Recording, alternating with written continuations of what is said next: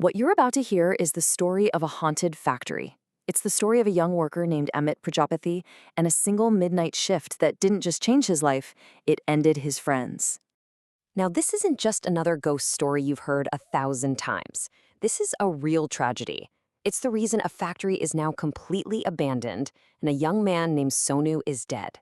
So to really understand what happened, we've got to go back to where it all started.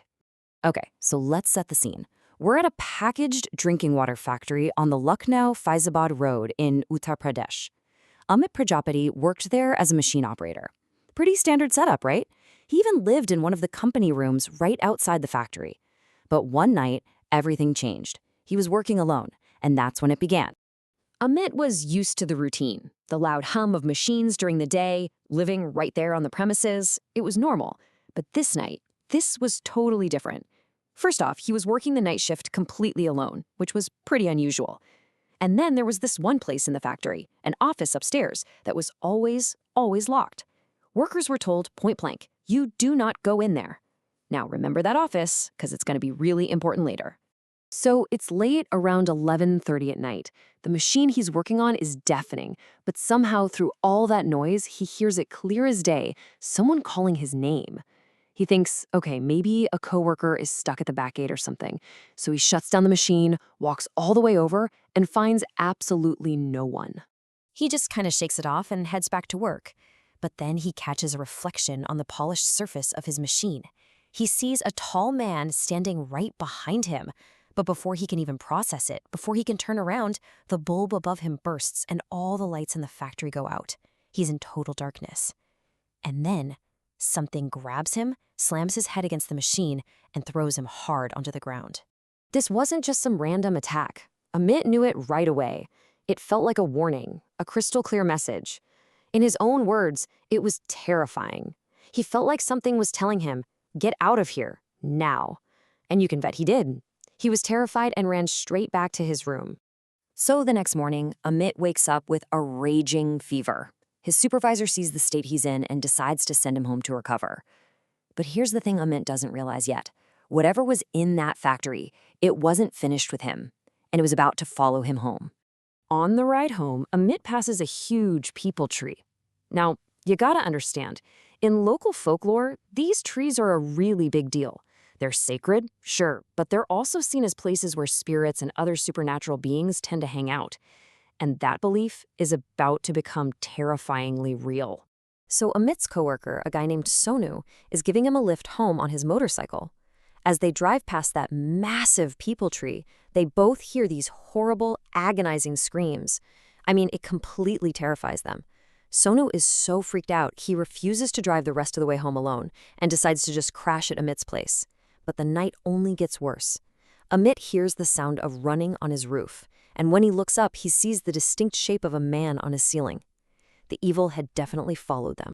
Well, Amit's family gets him to a local cleric, and he actually starts to get better.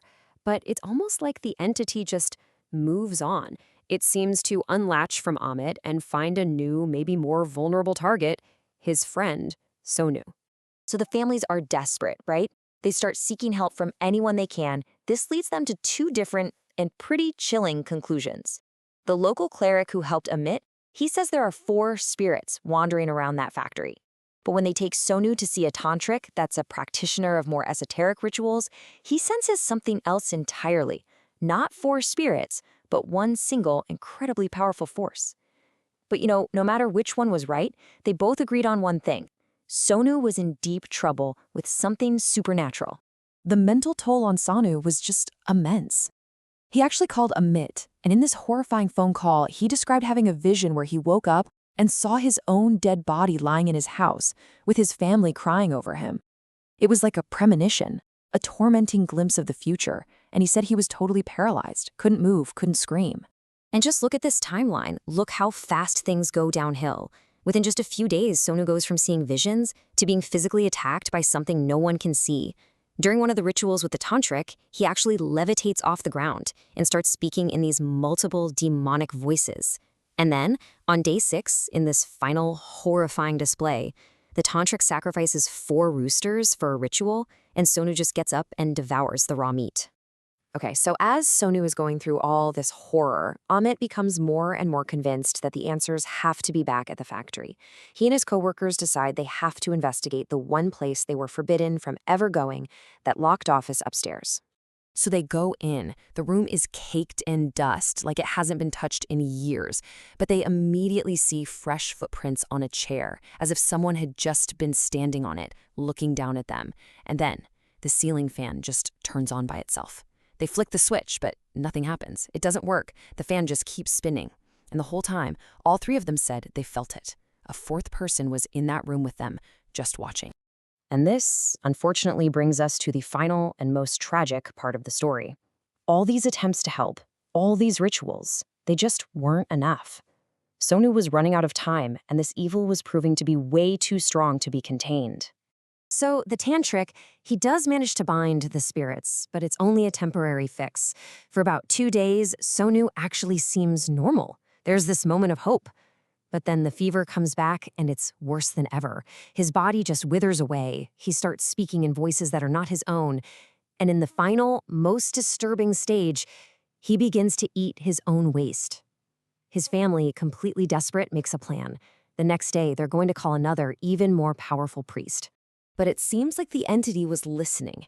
It was like it knew they were planning another intervention, and it wasn't going to let that happen. When Sanu's family went to wake him the next morning, they found that he had passed away in his sleep. Sonu was gone.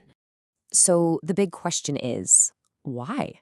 Why did this happen? Why this factory? And why did this entity ultimately latch onto Sonu?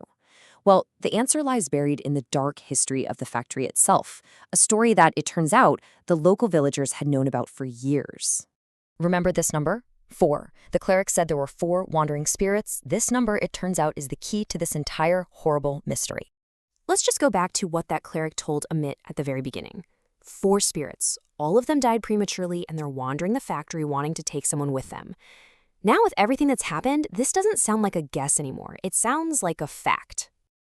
And this is where all the pieces just click into place. According to local legend, 4 workers were murdered and actually buried right there on the factory property a long, long time ago. To keep their spirits peaceful, the owner's brother performed protective rituals every single year. But 2 years ago, that same brother was found dead, mysteriously, in that forbidden upstairs office. And since his death, the rituals stopped. For 2 whole years, those spirits were left completely unchecked, just growing stronger and angrier. After Sonu's death, as you can imagine, the full story of the factory's past got out. And no one, absolutely no one, would work there anymore. The owners tried to reopen it, but every new worker they hired would flee within days, talking about all kinds of strange experiences. So today, the factory is just closed, shuttered and deserted, a monument to the whole tragedy. The factory stands silent. The machines are quiet.